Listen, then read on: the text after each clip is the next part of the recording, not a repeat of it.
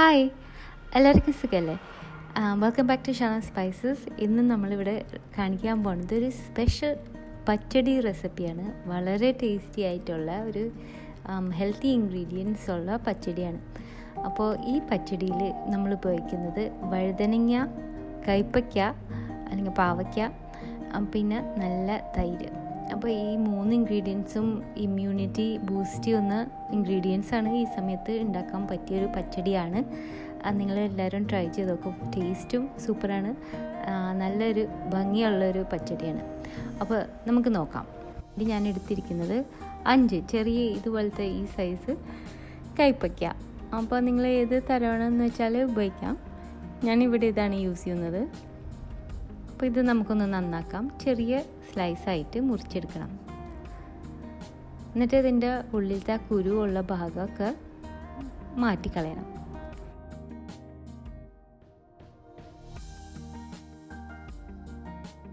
അപ്പോൾ കണ്ടില്ല, ഒരു പ്ലേറ്റ് നിറയെ കയ്പ്പയ്ക്കയുണ്ട്. ഇതിലേക്ക് 1/4 ടീസ്പൂൺ മഞ്ഞൾപ്പൊടിയും 1/4 ടീസ്പൂൺ ഉപ്പും ചേർത്ത് നന്നായിട്ടൊന്ന് കുറച്ച് നേരം പരത്തി വയ്ക്കാം. ഇനി നമുക്ക് വഴുതനങ്ങ സ്ലൈസ് ചെയ്യാം. അപ്പോൾ വഴുതനങ്ങയും ചെറിയ സൈസ് വഴുതനങ്ങ ഇതുപോലത്തെയാണ് യൂസ് ചെയ്യുന്നത്. ഒരു 4-5 എണ്ണം. അപ്പോൾ ഈ ചെറിയ സൈസ് വഴുതനങ്ങ എങ്ങനെയാണ് മുറിക്കുന്നത്? നടുക്ക് കൂടി നീളത്തിൽ പകുതിയാക്കും. അങ്ങനെ ഇതുപോലെ 4 പീസ് ഒരു സൈഡിൽ നിന്ന് 8 പീസ് ഒരു വഴുതനങ്ങയ്ക്ക്. അപ്പോൾ ഇതുപോലത്തെ ഒരു ചെറിയ കട്ടിയുള്ള കഷ്ണങ്ങളാണ് നല്ലത്. കാരണം നമ്മളിത് എണ്ണയിലിട്ട് ഫ്രൈ ചെയ്യാൻ പോവുകയാണ്. കുറച്ചൊരു സൈസുള്ള പീസാകുമ്പോഴാണ് പിന്നീട് നമ്മളത് തൈരിൽ ഇട്ട് എടുക്കുമ്പോൾ ആ ടേസ്റ്റ് നന്നായിട്ട് പിടിക്കുന്നത്. വളരെ തിന്നാണെങ്കിൽ അതിങ്ങനെ എണ്ണ കുടിച്ചിരിക്കുകയുള്ളൂ. ഓയിൽ ചൂടാവുന്നുണ്ട്. ചെറിയൊരു ചീനച്ചട്ടി എടുത്തിട്ടുള്ളൂ. അപ്പോൾ ബാച്ചസായിട്ട് ഫ്രൈ ചെയ്താൽ മതി. ആദ്യം വഴുതനങ്ങ ഇട്ടിട്ടാണ് ഫ്രൈ ചെയ്യുന്നത്. അപ്പോൾ ഒരു ഗോൾഡൻ കളർ ആവണ വരെ ഒന്ന് ഫ്രൈ ചെയ്തെടുത്താൽ മതി.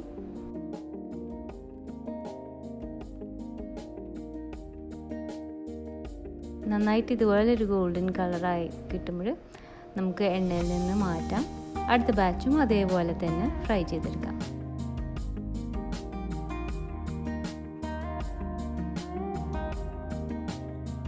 വഴുതനങ്ങ മുഴുവൻ ഫ്രൈ ചെയ്തതിന് ശേഷം നമുക്ക് കുറച്ച് നേരം പുരട്ടി വെച്ച കയ്പ്പയ്ക്ക പാവയ്ക്കയും കൂടി ഇട്ട് ഫ്രൈ ചെയ്തെടുക്കാം.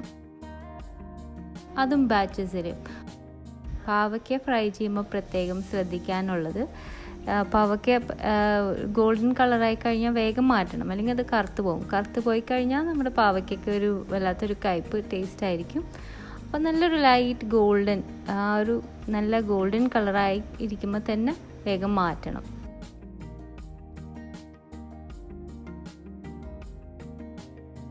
വഴുതനങ്ങയും കയ്പ്പയ്ക്കയും രണ്ടും ഫ്രൈ ചെയ്ത് റെഡി ആയിട്ടുണ്ട്.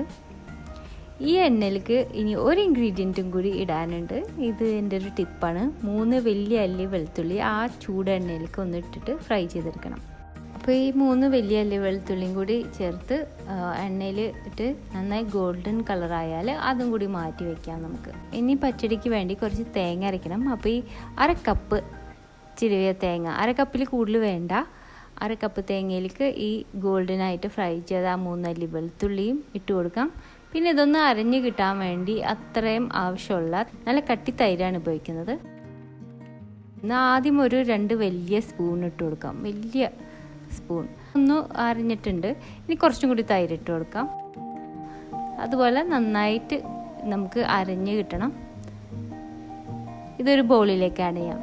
അപ്പോൾ ഇനിയും വേണം നമുക്ക് ഇതിൽ നല്ല അളവിൽ കട്ടിത്തൈര്. തൈരാണ് ഇതിലത്തെ മെയിൻ ഇൻഗ്രീഡിയൻറ്റ്. അപ്പോൾ ഒരു നല്ല വലിയ കപ്പ് ആ കട്ടിത്തൈര് തന്നെ നമുക്ക് ആ മിക്സിയിൽ തന്നെ ഇട്ട് കൊടുത്തിട്ട് ഈ 1 കപ്പ് കട്ടിത്തൈരിൻ്റെ കൂടെ 1/4 കപ്പ് നല്ല പുളിപ്പുള്ള കട്ടിത്തൈര്. അപ്പോൾ ഇങ്ങനത്തെ തൈര് കിട്ടാനുണ്ടെങ്കിൽ ഇതും കൂടി ചേർക്കാം. അപ്പോഴാണ് നല്ല ടേസ്റ്റ് കിട്ടുന്നത്. ഞാനിങ്ങനെയാണ് ചെയ്യാറ്. 1 കപ്പ് സാധാരണ കട്ടിത്തൈരും പിന്നെ 1/4 കപ്പ് നല്ല പുളിപ്പുള്ള കട്ടിത്തൈരും. അപ്പോൾ നിങ്ങളുടെ തൈര് ഏതാണ് ഉപയോഗിക്കുന്നത് വെച്ചാൽ അതനുസരിച്ച് അളവ് അഡ്ജസ്റ്റ് ചെയ്യാം. എന്നിട്ട് അതും കൂടി ചേർത്തിട്ട് നന്നായിട്ട് അടിച്ചിട്ടിട്ട് നമുക്ക് ഈ ബൗളിലേക്ക് ഒഴിച്ചു കൊടുക്കാം.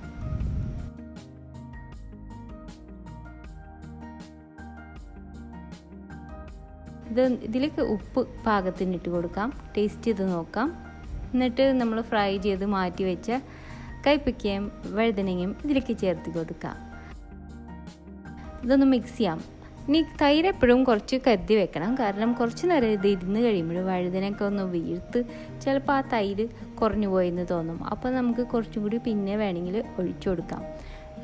ഇത് എത്ര ഉണ്ടാക്കിയാലും ഇത് തീർക്കും. ഭയങ്കര ടേസ്റ്റാണ്. ചോറിൻ്റെ കൂടെ കൂട്ടി കഴിക്കാനും വെറുതെ ഇങ്ങനെ കഴിക്കാൻ നല്ല ടേസ്റ്റാണ്. അപ്പോൾ ഇനി ഇതൊന്ന് താളിക്കണം. അതിന് വേണ്ടിയിട്ട് ആവശ്യമുള്ള ഇൻഗ്രീഡിയൻസ്: 1 ടേബിൾ സ്പൂൺ ഓയിൽ ഒഴിച്ച് അത് ചൂടാവുമ്പോൾ 1/4 ടീസ്പൂൺ കടുകിട്ട് പൊട്ടിയതിന് ശേഷം അതിലേക്ക് 3-4 ഉണക്കമുളക് അത് ഒന്ന് പൊട്ടിച്ചിടാം. അതിൻ്റെ കൂടെ 1-2 തണ്ട് കറിവേപ്പില. ഇതെല്ലാം കൂടി ഈ പച്ചടിയുടെ മുകളിൽ ഒഴിച്ചെടുക്കാം. എന്നിട്ട് ഇതൊരു 30 മിനിറ്റെങ്കിലും വെക്കണം. അപ്പോഴാണ് സെർവ് ചെയ്യാൻ ഏറ്റവും നല്ലത്. പിന്നെ ഒരുപാട് നേരത്ത് പുറത്ത് വെക്കരുത്, കാരണം ഇതിൽ തേങ്ങയും തൈരും ഒക്കെ ഉണ്ട്. അപ്പോൾ എടുക്കണില്ലെങ്കിൽ ഫ്രിഡ്ജിൽ വെക്കണം. എന്നിട്ട് ഫ്രിഡ്ജിൽ നിന്ന് എടുത്തിട്ട് ഒന്ന് തണുപ്പ് മാറിയതിന് ശേഷം സെർവ് ചെയ്യാം. ഏറ്റവും നല്ലത് ഉണ്ടാക്കി കഴിഞ്ഞ് ഒരു 30 മിനിറ്റ് അങ്ങനെ വെച്ചിട്ട് ചോറിൻ്റെ കൂടെ വിളമ്പുമ്പോൾ നല്ല ടേസ്റ്റാണ്. വളരെ ടേസ്റ്റി ആയിട്ടുള്ളൊരു സ്പെഷ്യൽ പച്ചടി നിങ്ങളെല്ലാവരും ട്രൈ ചെയ്ത് നോക്ക്. എല്ലാവരും സുഖമായിട്ടിരിക്കുകയാണെന്ന് വിചാരിക്കണം. അടുത്ത പ്രാവശ്യം നല്ലൊരു റെസിപ്പി ആയിട്ട് വരുന്നത് വരെ thanks for watching and bye from Shana.